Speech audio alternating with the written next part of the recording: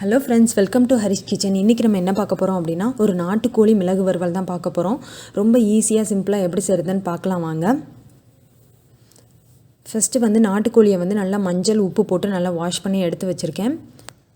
இந்த வாஷ் பண்ண நாட்டுக்கோழியில் தேவையான அளவு தயிரை ஊற்றி நல்லா ஊற வச்சிடலாம். கெட்டி தயிரை ஆட் பண்ணிக்கலாம். இதை நல்லா பிசைஞ்சு விட்டு ஒரு மணி நேரம் நல்லா ஊற வச்சிடலாம். வெயிலில் வச்சாலும் ஓகே தான், இல்லைனா ஃப்ரிட்ஜ்லேயும் வச்சுக்கலாம்.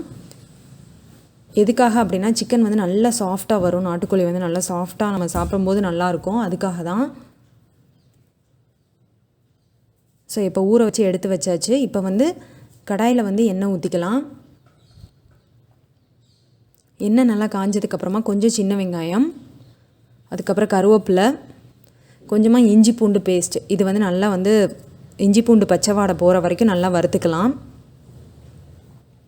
அதுக்கப்புறமா நம்ம அந்த ஊற வச்சுருக்கோம் இல்லையா, தயிரில் போட்டு ஊற வச்சுருக்க அந்த சிக்கனை நாட்டுக்கோழியை இதோட ஆட் பண்ணிடலாம்.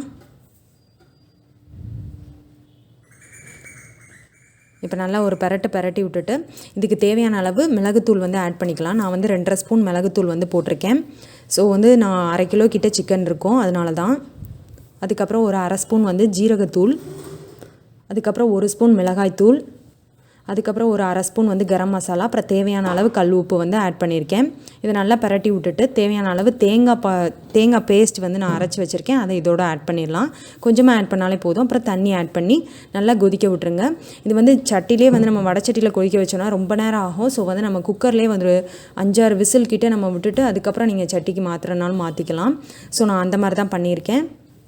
இப்போ நல்லா வெந்து வந்துருச்சு. நல்லா சுருள்ற வரைக்கும் நல்லா பரட்டி விடுங்க. இப்போ லாஸ்ட்டை நல்லா பாருங்கள், எண்ணெய் பிரிஞ்சு அப்படியே வெளியே வரும். ஸோ அந்த டைமில் நம்ம இறக்கிடலாம். அவ்வளோதான், நாட்டுக்கோழி மிளகு வறுவல் ரொம்ப சூப்பராக சுவையாக ரெடி ஆகிடுச்சு.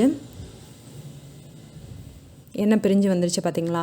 இப்போ எவ்வளோ சூப்பராக சுவையான ஒரு நாட்டுக்கோழி மிளகு வறுவல் ரெடி ஆகிடுச்சின்னு பாருங்கள். ஸோ நீங்களும் வீட்டில் ட்ரை பண்ணி பாருங்கள். இந்த வீடியோ உங்களுக்கு பிடிச்சிருந்துச்சு அப்படின்னா சப்ஸ்கிரைப் பண்ணுங்கள், ஷேர் பண்ணுங்கள், லைக் பண்ணுங்கள். Thank you friends.